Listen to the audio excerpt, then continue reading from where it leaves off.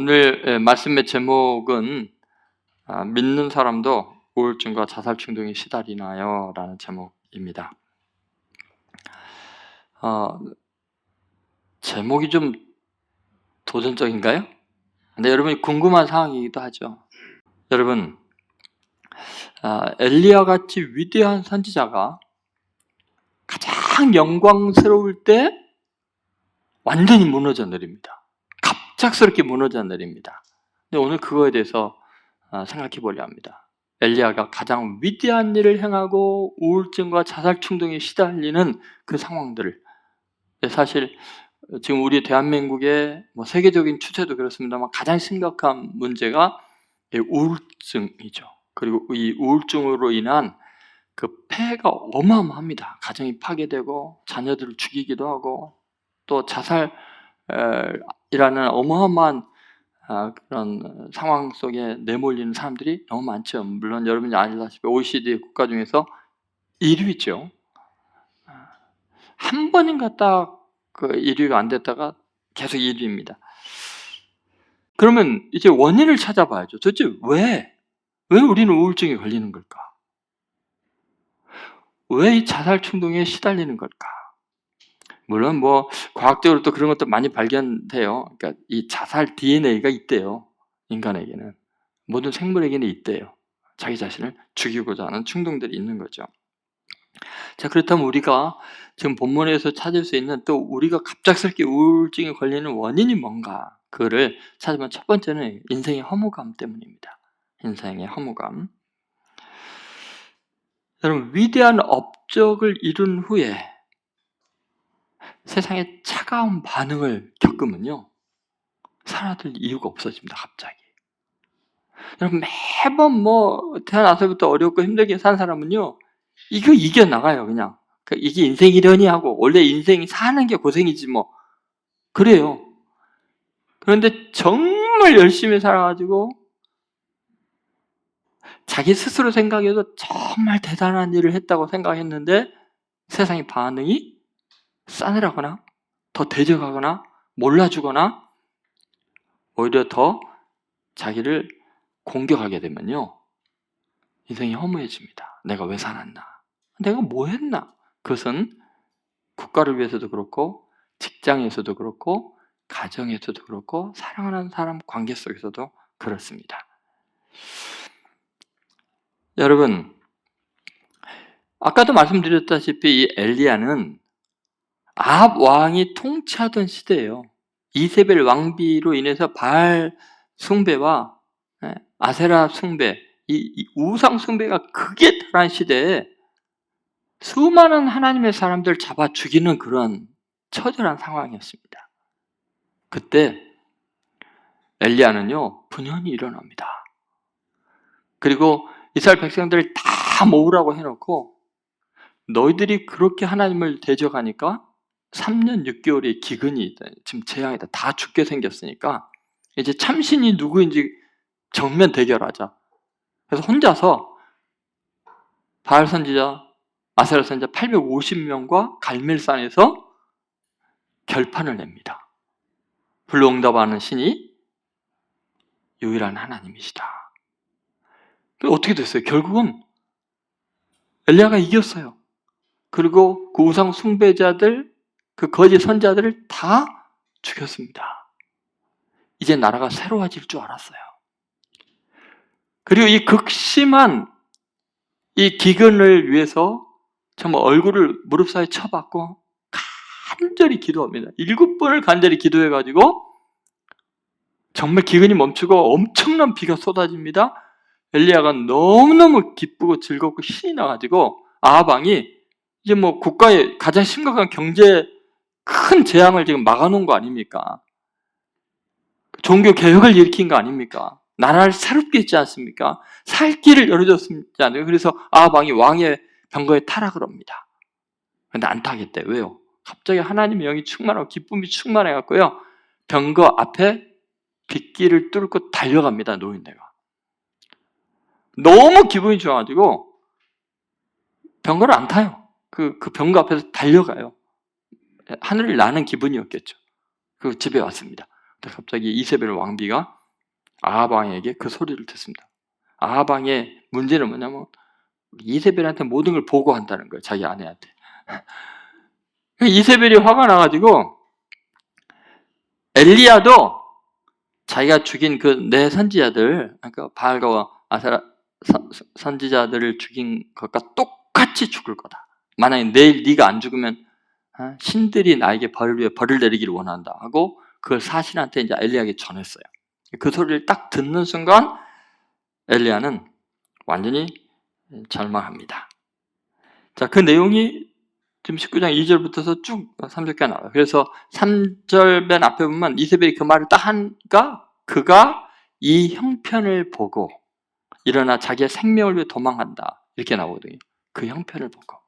자, 보세요. 이처럼 큰 일을 행하고 정말 위대한 일을 행하면 세상이 변할 줄 알았거든요. 이세벨이 하나님이 살아계신 걸 알고 두려웠고 회개할 줄 알았거든요. 회개는커녕이요. 세상이 하나도 안 변했네요. 오히려 자기를 더 죽이려고 광분하는 세상이 되었네요. 여러분, 그런데 엘리야가 이제 자살 충동을 느끼는데 가만히 생각해보면 이게 말이 안 되는 게요. 상황은 변한 게 하나도 없습니다. 엘리야가 자기 인식만 바뀌었어요. 와, 내가 대단한 일을 했어. 왜냐면요, 그 전에도 이세벨과 아합이 어떻게든지 엘리야 잡아서 죽이려고 이 3년 기근이 있는 것이 저놈 때문이다라고 뒤집으신 거예요. 자기가 죄진 건 생각 안 하고. 그래서 내내 잡아 죽이려고 돌아다녔거든요. 상황이 변한 게 없어요. 잡아 죽이겠다는 게 하루 아침 일이 아니에요. 그럼에도 불구하고 왜 갑자기 이 순간에는 잡아 죽인다는 소리를 듣고서 도망가고 좌절하고 두려워하고 지금 우울증에 시달릴까요? 뭐가 달라졌어요? 자기가 엄청난 일을 했거든요. 이제 이 정도 했으면 나를 알아줄 줄 알았거든요. 자기 인식이 바뀌었어요. 나는 대단한 사람, 나는 정말 희생한 사람, 나는 나라를 위해서, 가정을 위해서, 사랑하는 사람을 위해서 엄청난 고생을 한 사람. 이 사람은 교만한 게 아니에요. 원래 훌륭한 일을 한 거예요. 근데요, 우리 인간은요, 영광을 감당할 수 없는 존재예요. 칭찬을 갈망하는 순간부터 인격이 망가지기 시작하고 나약해지게, 면역력이 떨어지기 시작하는 거예요. 그것은 하나님이 하신 일 아니었습니까? 비를 내리게 한 것이 엘리야의 기도 때문일까요? 하나님의 은혜 아닌가요? 850대 1로 이긴 게 하나님의 능력이지 엘리야의 능력입니까? 근데 여러분, 우리는 하나님께 쓰임 받으면 뭘 착각하냐면 하나님이 은혜 주신 것, 은사 주신 것을 내 실력으로, 큰일하고 나면 내 능력으로, 내 수고로, 내 헌신으로 둔갑을 시킵니다. 그러면 세상 사람들이 나를 다르게 대할 줄 알아요. 내가 이 정도 했으면 이제 나를 알아주겠지. 근데 똑같이 죽이겠다네요. 완전 더 광분해 있네요. 그리고 내가 이 정도 위대한 일을 행했으면 이제 세상은 회개하고 다 하나님께 돌아올 거다. 천만의 말씀. 더 죽이네요. 더 잡아 죽이네요. 여러분, 과연 엘리야가 자기의, 자기의 공로의식이 정말 있는 걸까요? 아니면 제가 이렇게 추측하는 걸까요? 놀랍게 엘리야가 기어이 자기 말로 자기의 상태를 표현하고야 맙니다. 그 내용이 우리가 읽었던 10절이에요. 10절 다시 한번 읽어볼까요? 자, 보세요. 뭐라고 그러는지 같이 읽습니다. 그가 대답하되 내가 만군의 하나님 여호와께 열심히 유별하오니 이는 이스라엘 자손이 주의 언약을 버리고 주의 제단을 헐며 칼로 주의 선지자들을 죽였으며 오직 나만 남았거늘 그들이 내 생명을 찾아 빼앗으려 하나이다. 어때요? 지금 10절의 이 말이 뭐예요? 하나님께 대한 열심히, 나라를 위한 열심히, 가정을 위한 열심히, 너를 위한 열심히 내가 얼마나 유별한데. 엄마들이 자식한테 울잖아요. 남편이 아내한테 그러고 아내가 남편한테 그러잖아요. 내 열심히 얼마나 유별한데. 회사에서 직원들이 그러잖아요. 여호와께 열심히 유별하오니 나는 특별하게 이렇게 섬겼습니다. 헌신했습니다. 그리고 뭐래요? 나 같은 사람 없습니다. 오직 나만 남았습니다. 근데 여러분 이 10절에서만 이야기하는 게 아니라 똑같은 말을 하나님이 또 물어보니까 똑같은 말 또 해요. 14절에서. 놀라울 정도예요. 여러분 지금 왜 우울증에 걸리는가? 공로의식이 조금이라도 나오면요, 작은 말 몇 마디에도 사람이 뒤집어집니다. 즉시 우울해집니다. 근데 늘 감사가 충만한 사람은 어떨까요? 여보, 나 같은 사람과 살아줘서 너무 고마워. 그런 사람이 우울증 걸릴까요? 감사가 넘치는 사람이? 아유, 내가 어쩌다 저런 인간하고 살아서. 이런 사람이 우울증 걸리죠. 내가 이 교회에 다녀서 하나님의 말씀을 듣고 예배할 수 있는 나 같은 죄인이 이 공동체 일원이 된 거, 이렇게 훌륭한 장로님들, 권사님들, 집사님들과 함께 하는 게 얼마나 고마운 줄 몰라. 그런 사람은 우울증이 안 걸려요. 내가 얼마나 봉사하고 헌신했는데 날 몰라봐줘. 이러면 이제 힘들어지는 거예요. 그러니까 여러분, 인간은요, 내가 그동안 수고한 것을 하나님께 돌리지 않으면요, 허무함을 느낍니다. 하나님께 영광을 돌리면 이상하게 내가 존재의 가치가 올라가는데, 이상하게 내가 고생한 걸 생각하는 순간부터 우리는 반드시 세상에 대한 배신감을 느끼고 인간에 대한 혐오감을 느끼게 돼 있어요. 내 열심히 유별하오니 공로의식이죠. 나만 홀로 남았습니다. 그 전에는 그러지 않았어요. 근데 이 순간부터 이래요. 그래서 우리는요, 많이 헌신하고 많이 사랑하고 많이 수고한 다음에 무의식적으로 내가 병들 수 있다는 것을 정신 바짝 차려 깨요. 근신하여 기도하라라는 거예요. 내가 죄 지을 때는 죄인 줄 알아요. 실수할 때는 실수한 줄 알아요. 근데 의를 행할 때는 내가 죄인의 본성이란 진인 존재라는 걸 잊어버려요. 그 가장 위험한 순간이에요. 그래서 회개하는 사람이 가장 거룩한 사람이에요. 감사하는 사람이 가장 밝은 사람이에요. 여러분 오늘도 감사가 넘치시기 바랍니다. 네. 자, 두 번째는 왜 이렇게 우울증에 걸리고 자살침을 느끼냐면 자기 고립감이에요. 엘리야는 왜 고립감을 느꼈을까? 이스라엘 사람들에게 실망해서 그래요. 여러분 우리가 우울증에 시달리는 가장 큰 이유 중에 하나는 인간에 대한 실망감입니다. 여러분 19장 10절에 보면 엘리야가 그 이야기를 해요. 오직 나만 남을 거들. 오직 나만 남을 거들. 우리는 하나님의 일을 하고 열심히 살아도요, 가만히 보면요, 나 혼자밖에 없습니다. 궁극적으로 혼자 남습니다. 그렇게 사랑했던 사람도 내 마음을 이해 못합니다. 떠나갑니다. 사랑하는 사람에게 내게 상처를 주기도 합니다. 그래서 더 큰 상처를 받기도 합니다. 그러면요, 자꾸 나 혼자 남는 것 같은 서운함이 들고요. 그러다 보면 내 자신이 미워지고 나는 누구하고도 어울릴 수 없는 인간인가 보다. 열심히 살아도 안 되는가 보다. 차라리 없어지는 게 낫지. 그렇게 자꾸 자기 정죄를 하다 보면요, 울분이 치솟아오르고 분노가 폭발하게 되고 그냥 다 집어치우고 싶은 생각이 듭니다. 사실 엘리야를 죽이겠다고 하는 것은 엘리야는 지금 이스라엘 사람들이 다 자기를 죽이려고 한다는데 사실 이세벨 뿐이거든요. 그런데 그렇게 보이는 거예요. 자기를 격려하려는 사람도 많고 위로하려는 사람도 많은데 다 죽이려고 한다고 생각합니다. 그래서 10절에 그런 이야기를 하고 14절에도 다 날 죽이려고 합니다. 그런 이야기를 합니다. 여기서 우울증 치료가 어려운 이유가 뭐냐면요, 자기 고립화에 빠지기 때문이에요. 사람들을 안 만나려고 하기 때문이고 숨어 들어가기 때문이에요. 자살 예방이 어려운 이유도 거기 있어요.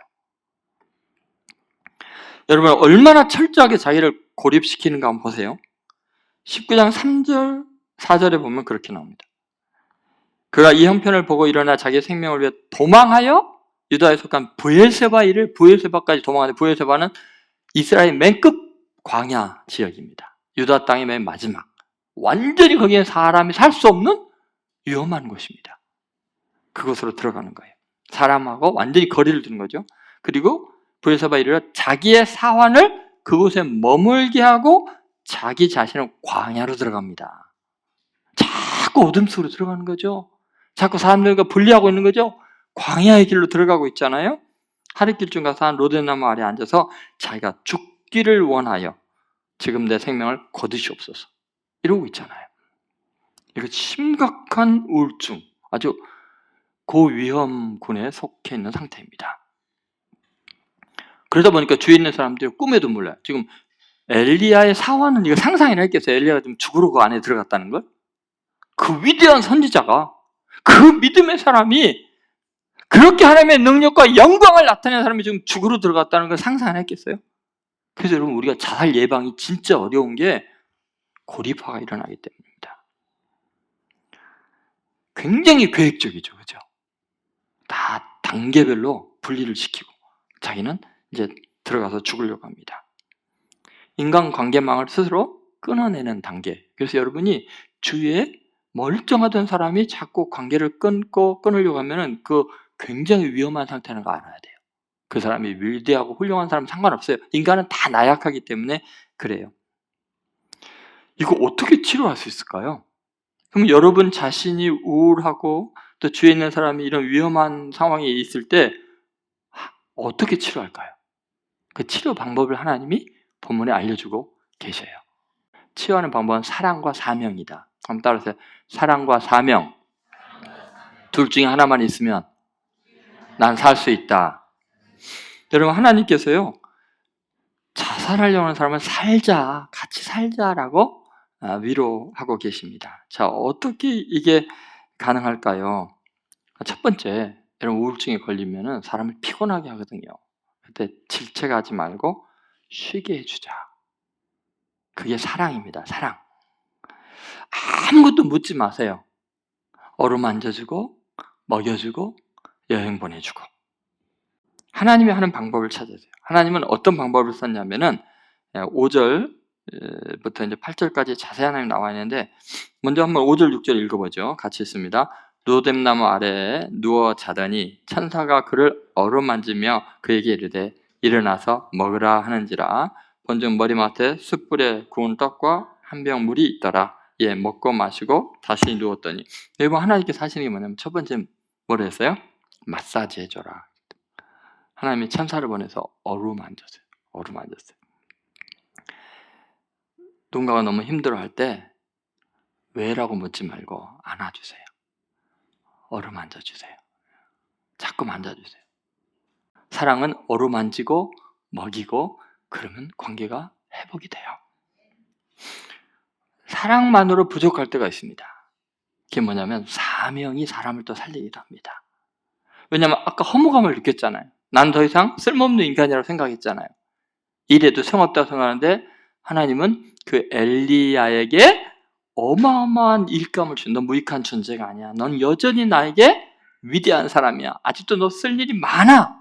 그래서 여러분, 저도 우울증이 있고 막 이렇게 낙심할 때 꼭 하나님이 갑자기 부흥에 막 어디 하루 갔다 오게 하세요. 뭐 거기서 갑자기 막 성도들이 막 목사님이 나 살렸습니다. 뭐 선교사님들이 목사님 때문에 죽을 뻔하다 살았습니다. 그러면 내가 하나님 아직도 나 쓰시네. 다시 살 용기가 생겨요. 보세요. 9절 같이 읽겠습니다. 엘리야가 그 굴에서 들어가 거기서 머물더니 여호와의 말씀이 그에게 임하여 이르시되 엘리야야 내가 어찌하여 여기 있느냐. 자, 굴에 들어가 있잖아요. 우울한 굴에, 낙심의 굴에. 그 굴에서 나오라. 거기 머물러 있지 말라. 어찌하여 여기 있느냐. 다시 한번 13절을 보시면 똑같은 이야기를 합니다. 엘리야가 듣고 겉옷으로 얼굴을 가리고 나가 굴 어귀의 섬에 소리가 그에게 임하여 이르시되 엘리야야 내가 어찌하여 여기 있느냐. 너 여기 있을 사람 아니야. 너 우울과 침륜 속에 빠져 있을 사람이 아니야. 하나님 왜 자꾸 어찌하여 여기 있느냐라는 거야. 너 할 일이 있는 사람이야. 너는 나의 사람이야. 사명이 있는 사람이야. 계속해서 말씀하세요. 그러면서 하시는 말씀이 너는 정치적인 일, 영적인 일, 국내 일, 세계 일에 내가 너를 사용하고 싶다. 너는 여전히 사명 있는 사람이란다. 그러면서 세계적인 시야를 넓혀주십니다. 가서 말씀을 전하라고 합니다. 15절, 16절 한번 같이 읽겠습니다. 여호와께서 그에게 이르시되 너는 내 길을 돌이켜 광야를 통하여 다메섹에 가서 이르거든 하사엘에게 기름을 부어 아람의 왕이 되게 하고 또 너는 또 님시 아들 예후에게 기름을 부어 이스라엘의 왕이 되게 하고 또 아벨 모홀라 사밧의 아들 엘리사에게 기름을 부어 너를 대신하여 선지자 되게 하라. 이런 보세요. 국제적으로 지금 일을 시키죠. 멀리 다메섹까지 지금 굴 속에 있는 거 끌어내가지고 더 멀리 다메섹까지 가서 하사엘에게 기름을 부어 아람의 왕이 되게 하라. 적국의 왕도 네가 세워라. 예후에게 기름을 부어 이스라엘의 왕이 되게 해라. 국내적으로 네가 이렇게 중요한 일을 해야 된다. 그리고 영적으로 너 후계자 엘리사를 세워서 너를 대신해서 이제 하나님 일을 하게라. 그리고 너 너무 힘드니 그럼 좀 쉬어라. 그러나 너는 마지막까지 위대한 일을 해야 되는 사람이란다. 아직 내가 이 세상에 필요한 존재라는 걸 알면은 우울증 사라집니다. 하나님께서 여러분에게 오늘 말씀하시잖아요. 너 아직 무가치하지 않아. 너 그 굴에서 나와. 세계를 향해 바라봐. 네가 할 일이 얼마나 많은데. 마지막으로요. 이게 중요합니다. 홀로에서 함께로 공동체 속으로 인도하십니다. 너 절대로 혼자가 아니야.